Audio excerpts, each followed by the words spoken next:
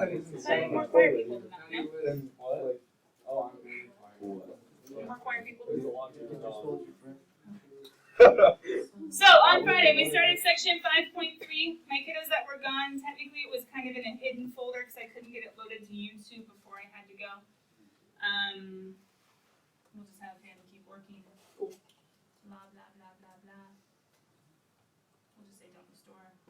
That sounds good. Oh my goodness. Automatic send. Share with app developers. What should I say? Yes or no? Sure. Share. Get started. Okay. We started 5.3. Nice thing is, on Thursday we were able to talk about the 3 different types of directions that you guys will see. One type of direction is looking for only one answer, and that's if they say solve with trig inverse, because trig inverse is restricted to only certain places to allow one answer and one answer alone. Oh my goodness, now you're spazzing out. Stop. Okay. Another type of direction asks for all angles within, which means we're looking for only a few, how many that are true in this set interval. And the last type of direction says all, with no restriction. And we have to put on those little coterminals plus 2 pi n. We'll get back to that in just a little bit. This is talking about how to use your graphing calculator. I don't think you guys saw this on Friday. We didn't talk about it on Thursday. Long story short, if we have to solve something like, look, the equation that we did on Thursday with our calculator. Some of you are like, oh, I like my calculator. Okay, listen up. If you get to use your calculator, we have to look at this equation in 2 pieces. One piece would be on one side, we could call that like y1. Another piece would be the other side of the equation, we could call that y2. And we have to, once we get to our graph, look at these 2 different pieces separately, so we graph them separately. And if they tell us, for instance, between 0 and pi over 2, kiddos, can we restrict our window to only go between 0 and pi over 2? Or I should say, 0 and 2 pi. We can restrict our window from x min to x max, and then we can go ahead and say, hey, I'm looking for however many, well, if I need them to be the same, I'm looking for intersections. Now, when you find intersections in your calculator, are they going to give you nice 5 pi over 6 and pi over 6? Nope. What are they going to give you? Ugh. Really cool. So you could use your calculator, but here's the warning. If you use your calculator, it better be a non-unit circle answer that's a weird, nasty decimal, or else you're going to have a weird, nasty decimal, and they're going to have a nice, fitting answer. And it's not going to match so good. Does that make sense? So if you're using your calculator, you can graph one side of the equation, graph the other side of the equation, and look for the intersections. There's going to be nasty decimal. The other way is what we were using, what you were using. Pretend that's straight. I'm getting rid of it because it's ugly. That's not a life lesson. That's just in this case. Just there you go. But anyway, unit circle, we're going backwards and saying, when is sine 1/2? Positive 1/2. Oh, at pi over 6 is in the first quadrant and the second quadrant. Hence how we get both those answers, the same 2 you get from your graphing calculator. You guys should have gotten these steps down on Friday, or if not, they were up here for like 15 minutes of class. Anyway, that was fun. Now, you guys did this one on Friday, hopefully. That one on Friday, hopefully. Yeah. That one on Friday? Didn't do that one. Wait, just that one? I know that one too. Okay, good. So you got up through here. Let's go ahead and just pick up here. Sound good? I'm going to go ahead and just copy stuff from the video on Friday to put on the notes to save online so that the notes online are perfectly updated. So the notes online are perfectly updated.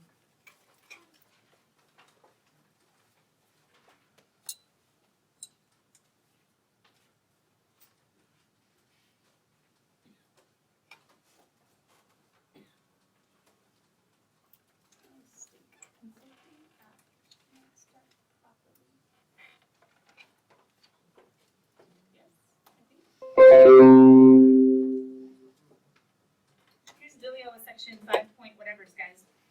5.3. You have an equation, you're supposed to solve it. You have an equation, you're supposed to solve it. Let me go ahead and put 0 to 2 pi as my restriction, which means we're not just looking for one, bless you, we're not looking for all, we're looking for the certain special ones in between. we're looking for the certain special ones in between.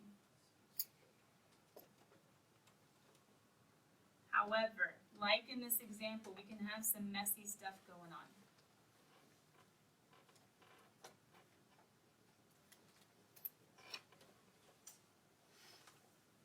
However, like in this example, we can have some messy stuff going on.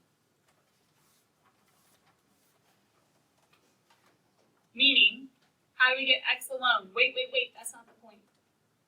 I mean, it is the point, it's the final point, but question, according to our directions, here they are. Who are we actually supposed to get alone first? How many trig functions? How many are in the equation that we're playing with right now? No, where are we? There we go, 2 of them. So question, is there anything we can do to try to maybe make the 2 into a 1? 1/sin. Hey, T-proof skills, section 5.2, it's all coming back. So let's go ahead and change, or actually let's keep 2 signs.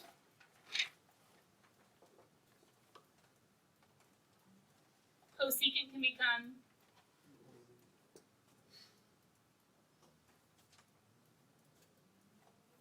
at this point, some of you are going to have a great idea that's going to actually steer you wrong and have you miss half of the possible answers, which is a bit of a bummer.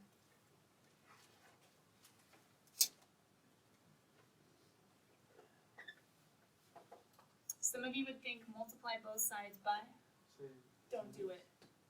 Why? If you multiply both sides by sine, you totally ignore the denominator. He just poofs away. What would I prefer you do? You could subtract, but actually when you go to multiply, you poof them away again. Instead, remember what we did? We stayed with one side. Yeah, Maddie, say it again.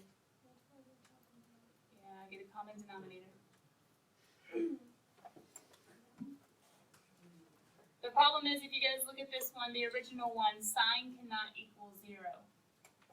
There's technically a domain restriction.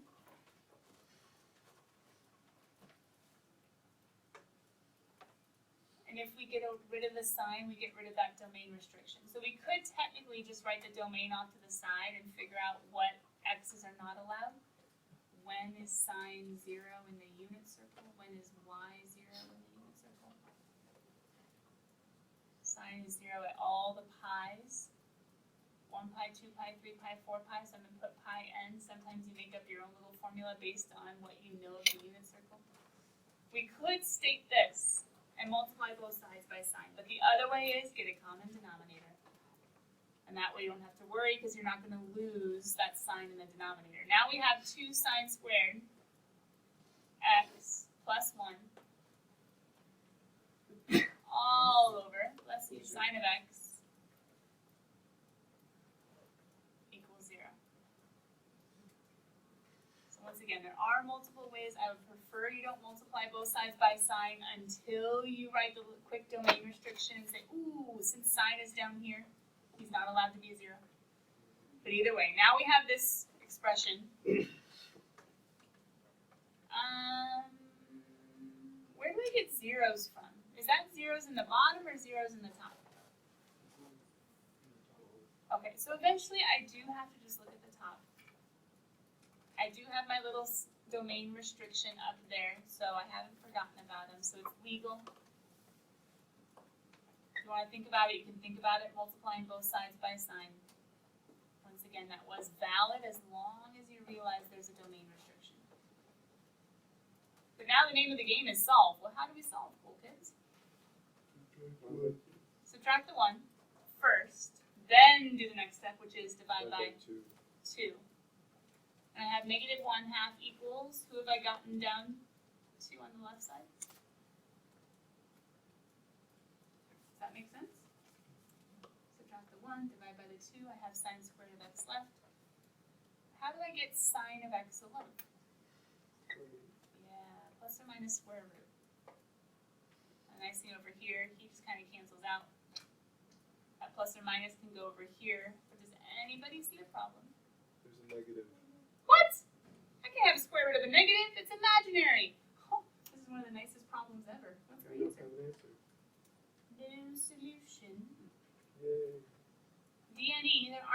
angles for which this could possibly be possible. Not the best choice of words, but that's alright.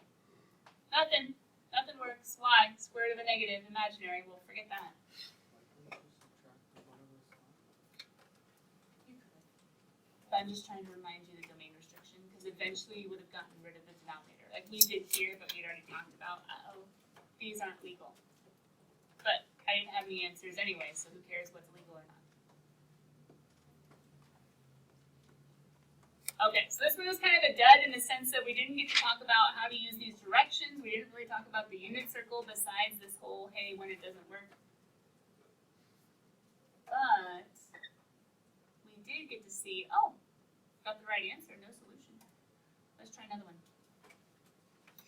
Let me go 0 to 2 pi again. I'm just using that because that's usually what the book uses. Every now and then it might go 0 to pi. Just keep an eye open.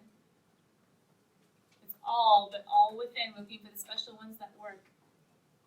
Sad but true, this one actually has answers. I want you guys to go first. Write it down. What would you start by trying to do?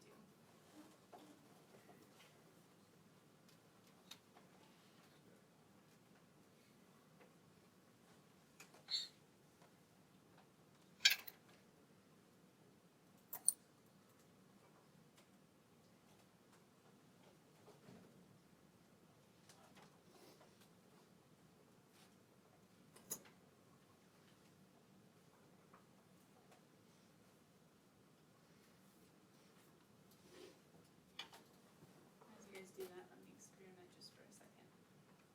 If you want to have your unit circle closed, that's not necessarily bad, but you better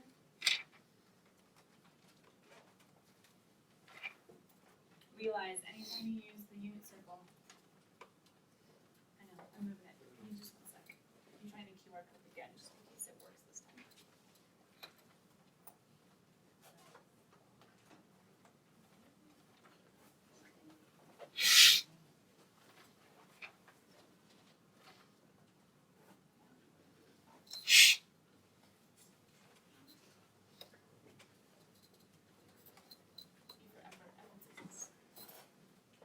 Love technology. I'm supposed to do all these cool things.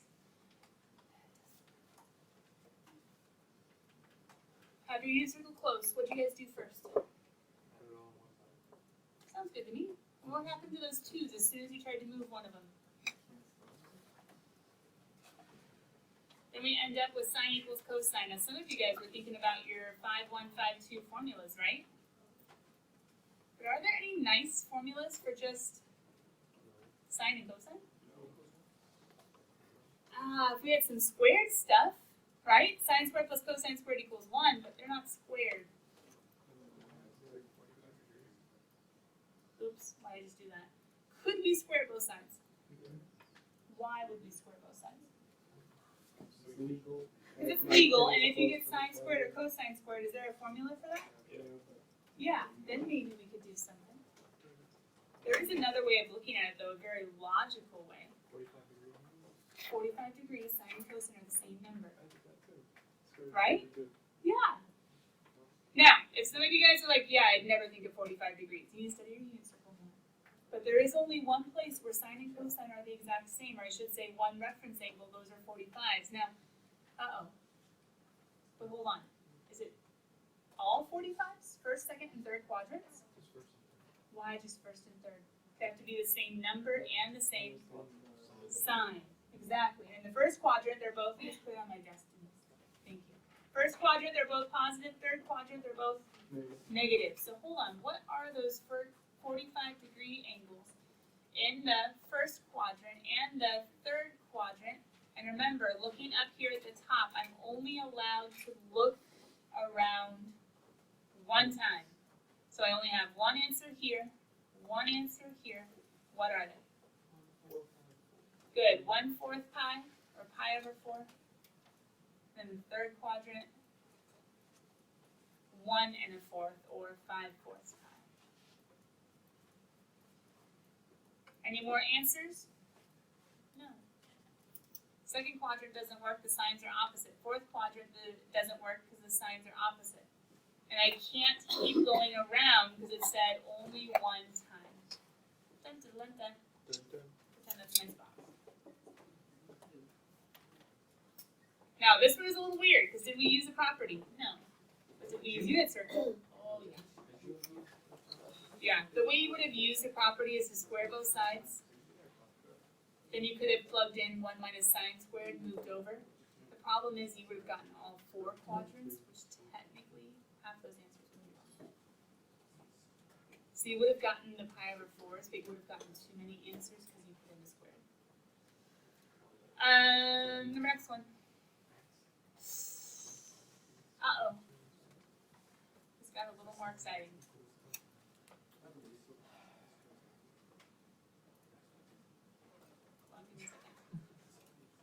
Let me actually change these directions real quick, kiddos. We've been doing a lot of these ones where we look for just a select few. So let me go ahead and actually cross out these directions. And let's just say all. Let's just say all.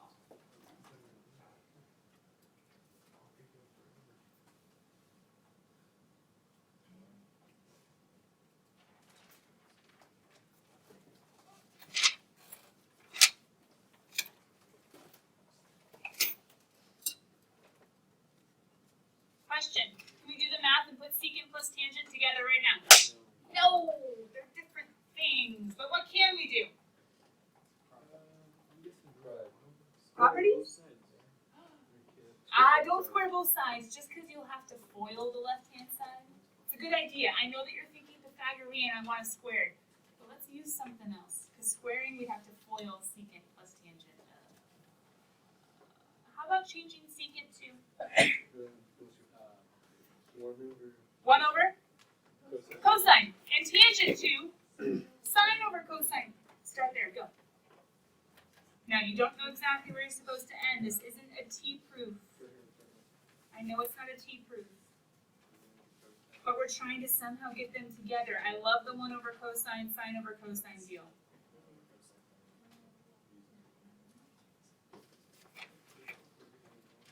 What do you notice when you have 1 over cosine and sine over cosine?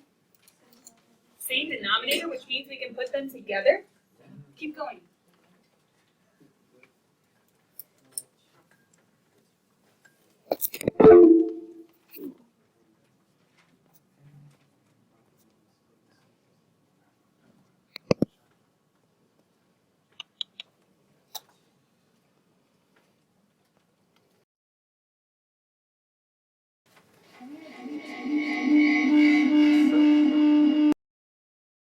Don't worry, we're good. I forgot the microphone was on. That was freaky. JJ woke up. Hey, okay, so why would AirPlay work better on a phone than an iPad? My techie people, any ideas? I thought it was just gonna get louder until we all die.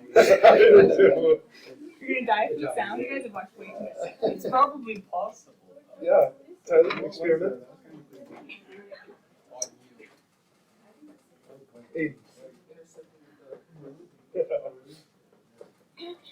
Okay, you guys put it together. Any ideas about what to do next? Squaring. No, none whatsoever. I guess you could square. QED. No. No, we have to solve. We have to figure out what angle. Yeah, multiply by cosine. That sounds good. Move to the other side, right?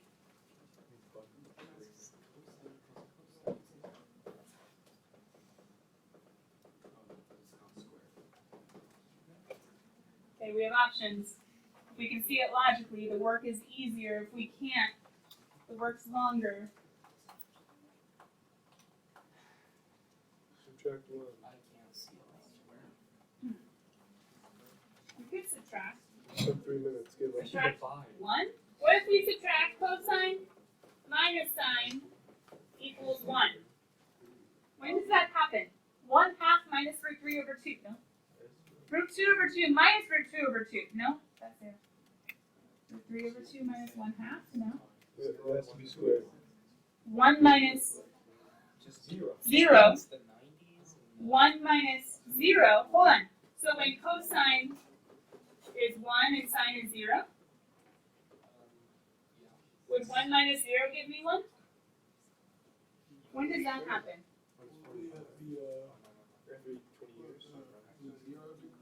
Cosine is 1, sine is 0, 1, 0, 1, 0 is going to be here, right? At x equals 0.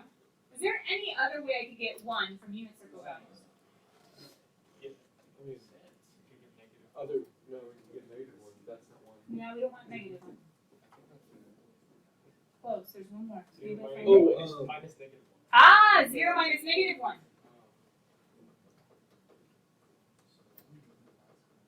When does that happen? 0 to negative 1. What angle is that? 270, which in radians is? Hey, cool kids in the back, I'm not sure it's really helping you all the talking. Unless you are expounding upon the intuitiveness of the unit circle. Absolutely, Rusty. So, x equals 0 plus, wait a minute, I'm writing my answers wrong. I'm not writing them wrong. I'm writing them correctly in context. What answers did I change the directions to request? All, which means every single one, which means spinning around however many times you want, which means coterminal angles. And if you guys notice, 0 plus anything is itself, so I can actually simplify that one. And these are my two final answers. Now this page, actually I'm just going to delete because I don't want us to cover that one. Yay. There we go. Which leaves us with 2 left. God. Now hold on, pause. We're not going to spend a lot of time on this one. Only 3 Because minutes. what's it say? Use grapher to Oh, wait. Hold on. How did I just a second ago say you could use your graphing calculator to solve? cheat. Take one side of the equation, do what to it?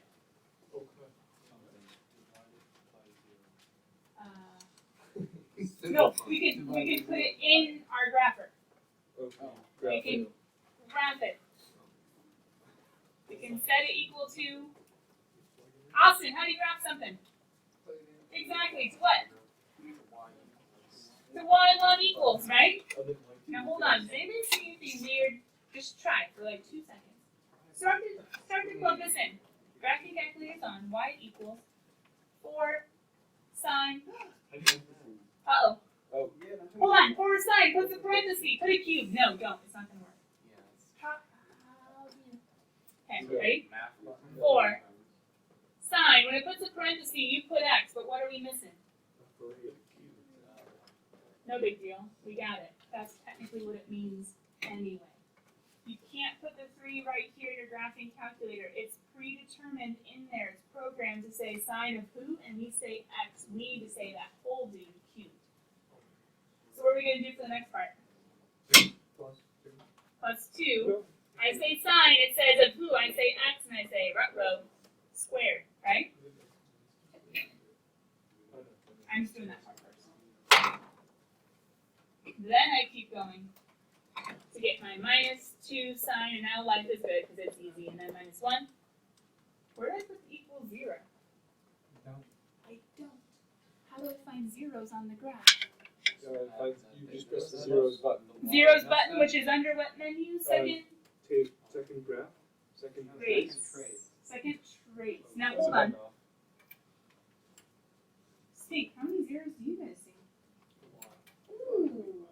So maybe we should, just for sake of illustration, change the directions to be that whole only between. Wait, how can you tell your graphing calculator you only want to look between 0 and 2 pi? Go to window. X min set as 0. X max set as 2 pi. My question to you is, I trust that you guys can find the zeros using second trace. How many zeros do you see? Hopefully they're in radian mode. 0 to 2 pi.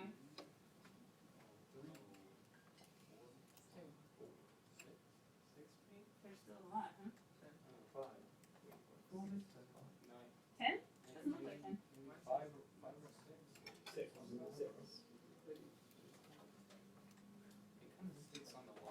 Looks like 5 to 6, somewhere in there, right? What do you guys think, 5 or 6? 5. How many zeros do you see? How many times does it hit the x-axis? 6? 5? We'll say 5 or 6. How would you know for sure? Go find them, right? 5 or 6, and we're looking for our zeros in this case. Okay, last example. There's 6. Oh, yeah, because there's constants. I think one place it bounces and another place it crosses or something.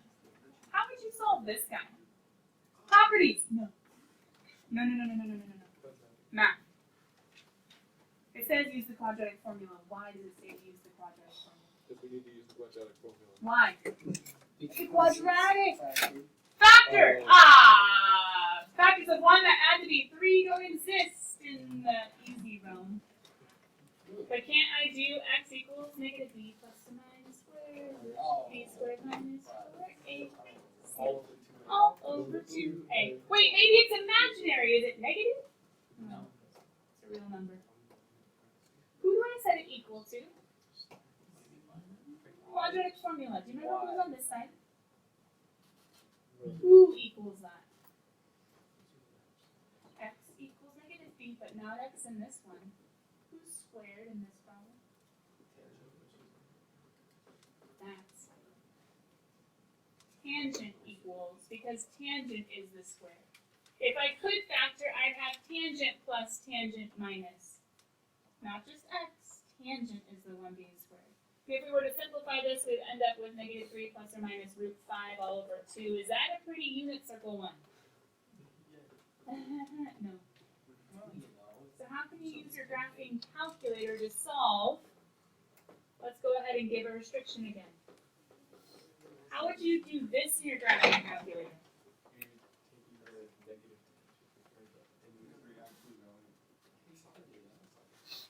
What else can you do? Make him y1, make him y2. How many things am I graphing? 2 of them. What am I doing to my window? Widening your. I think keeping it the same as the last one. And what am I looking for if I'm seeing where 2 sides are equal, where 2 equations are equal? Intersections. That's back to algebra 1. You find intersections. Where? What menu can you guys find intersections in? In the max and the min and the zeros, aka the second trace menu, just like the zeros. Now, kiddos, the ones that we did today, the examples that we did today, got a little bit trickier. The ones from Friday, which are now on the YouTube playlist for Precalc, went over the earlier ones. Like, this was the last example you did from Friday. Question. Not bad to go over again.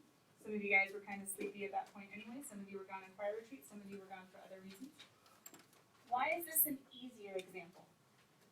Because you, It already has. Oh, yeah, it's already It just there. has one, It just has one trig function per side. not Answer. side. Answer.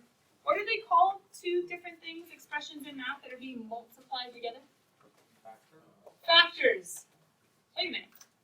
What do we do when we have factors equal to 0? Let me change it up, 0 to 5. What do we always do when we have, some of you will like the parentheses, some of you it'll be helpful to put that parenthesis in. Set them each equal to 0. You guys should have been able to look in your notes at this one, right, from Friday? Set them each equal to 0. The beginning of this one is kind of easy. There's no property to plug in. It's a strict mathematical beginning in the sense of, hey, I have factors equal to 0, set each equal to 0. When we do some math on this one, we were asking the question, when does cosine equal who? Solve. Solve. David, solve. Cosine equals who? Oh. Why is it negative 1 now? What do you do with the 1? Got it. Come on, keep tracking. Negative 1 over 2. When does that happen in the unit circle? Wait. Where are we allowed to be looking according to these directions? Only here. What quadrant? 1 or 2 is cosine negative? Alright, is it going to be a pi over 3, a pi over 4, or a pi over 6? Good, a pi over 3. But which pi over 3 is this? 2 pi over 3. There's one answer. But hold on, we have a whole other factor to consider, right? There's one answer, but what about this guy? But there's a 2. No stress. Ignore him for a second. We'll solve for him in just a little bit. We're first having to ask ourselves the question, when is cosine 0? The 2's on the inside. Start with the outside. When is cosine 0? In 0 to pi.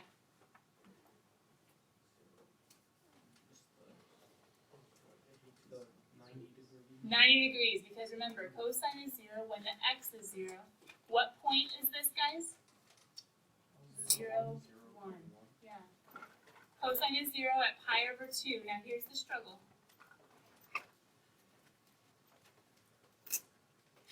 How do I solve for x now? Multiply by a half. Uh-oh. Divide by 2, multiply by a half, same dealio. Here's the struggle though, kiddos. It shows up only every now and then. Ignore these directions for just a second. Where else in the unit circle is cosine equal to 0?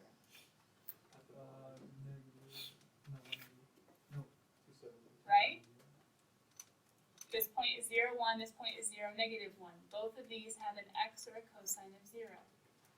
So I could also say, hey, there's also 3 pi over 2. If this was an all answer, I would say something to the effect of, if it was an all answer, I would say pi over 2 plus 2 pi n. Well, technically, how far away are these two from each other, guys? A whole pi, right? I could show this, but here's the dealio, kiddos. I'm not solving for just this. I need to still divide by 2, which means multiply by a half. I know the bell's close, but I still see my time, 45 seconds. I multiply everybody by a half. Now, if I was doing this one, I would multiply each piece by a half, and I would get a formula of pi over 4 plus pi over 2n. But I don't need that in this direction. I just need a few answers. So I'm going to multiply both of these by a half. What's pi over 2 times a half? Now, 3 pi over 2, he didn't fit, right? I'm looking between 0 and pi. 3 pi over 2 didn't fit. We should have ignored him, except what happens when I multiply 1/2 by 3 pi over 2? Wait a minute. Does he still fit in my 0 to pi interval? So whenever you have a multiple angle on the inside, hold on, pause. Whenever you have a multiple angle on the inside, you better solve for a few extra, because when you divide, maybe more will fit in than you think. All right, cool kids. You have different examples in today's video.